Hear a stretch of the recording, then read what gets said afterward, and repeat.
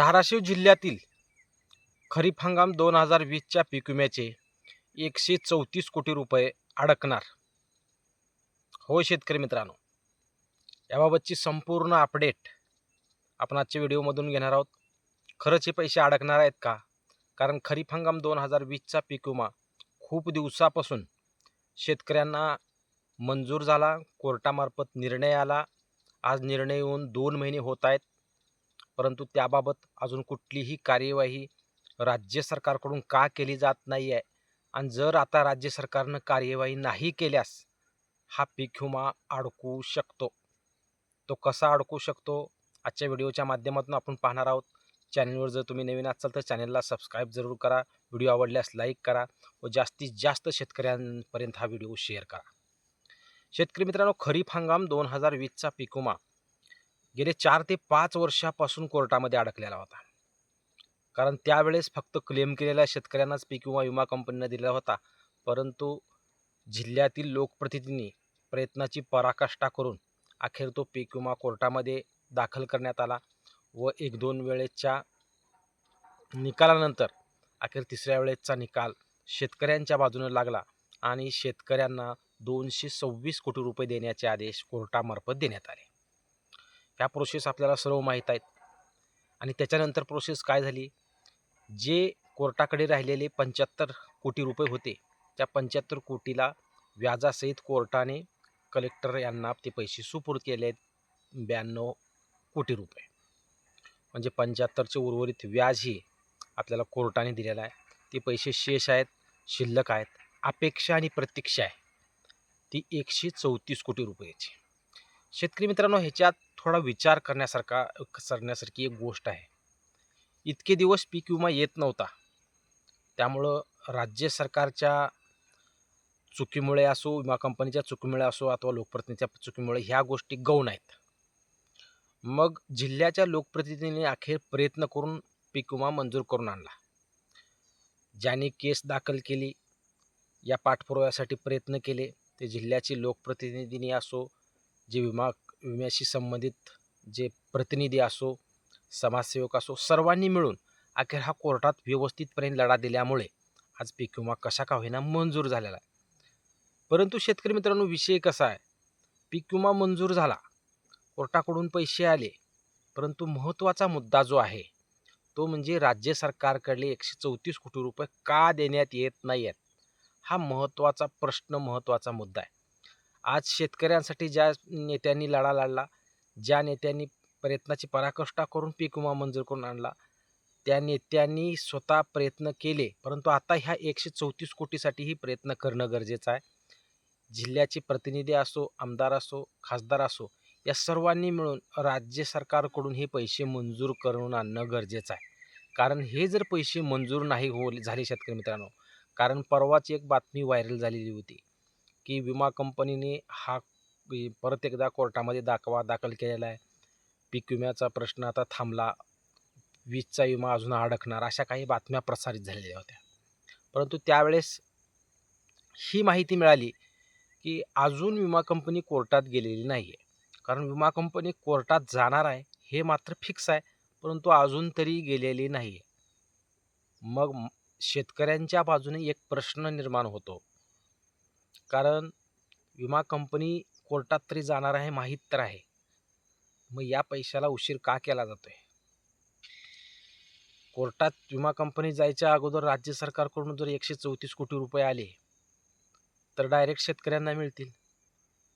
मग आता शेतकरी असे म्हणू लागलेत की विमा कंपनी कोर्टात जाणार आहे, राज्य सरकारकडून पैसे मंजूर होत नाही आहेत, म्हणजे का विमा कंपनी कोर्टात जाण्याची वाट राज्य सरकार पाहते का?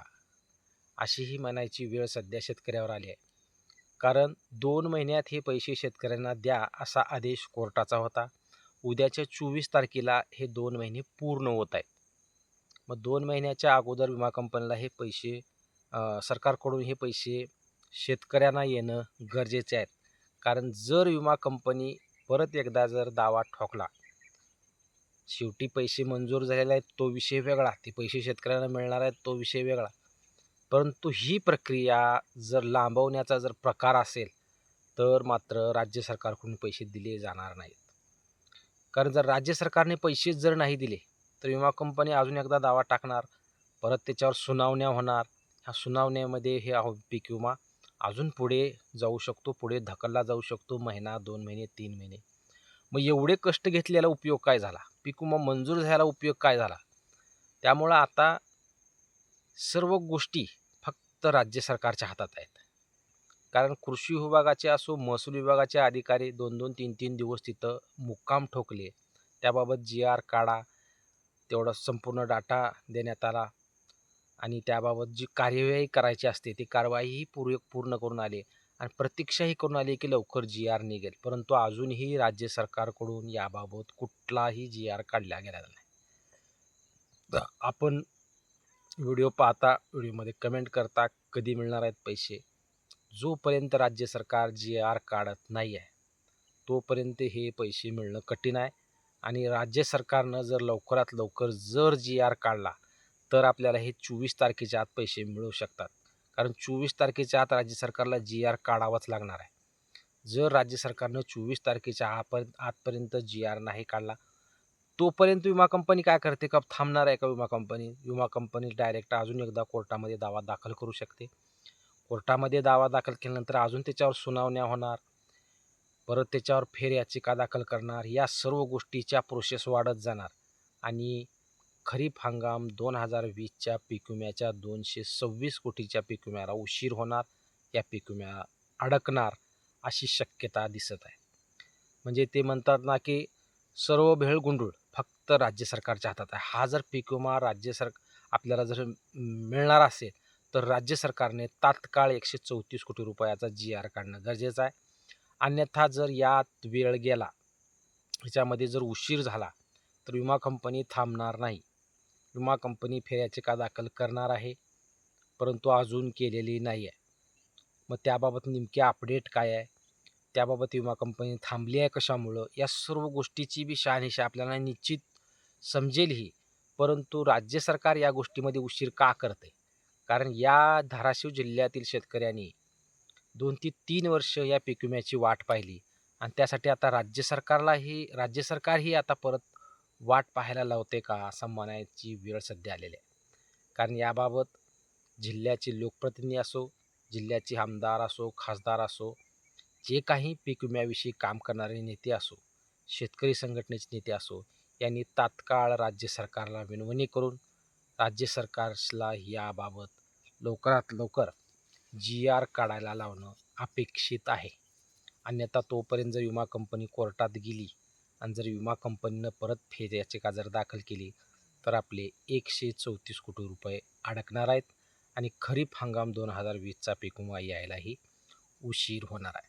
त्यामुळं पाहणं गरजेचं आहे की आता पुढील 24 तारखेच्या आत राज्य सरकारकडून जी-आर काढला जातोय का व शेतकऱ्यांना या पीक विम्याच्या वाटपाला सुरुवात केली जाते का? धन्यवाद मित्रांनो. अशाच नवनवीन व्हिडिओसाठी व अपडेटसाठी चॅनलला सबस्क्राईब करा. जास्तीत जास्त शेतकऱ्यापर्यंत व्हिडिओ शेअर करा. व्हिडिओ आवडल्यास लाईक करायला विसरू नका. अशाच नवनवीन अपडेट आपल्यापर्यंत येत जातील. अजूनही 2020ची काय अपडेट आली तर तात्काळ आपण चॅनलवर व्हिडिओ बनवू. धन्यवाद.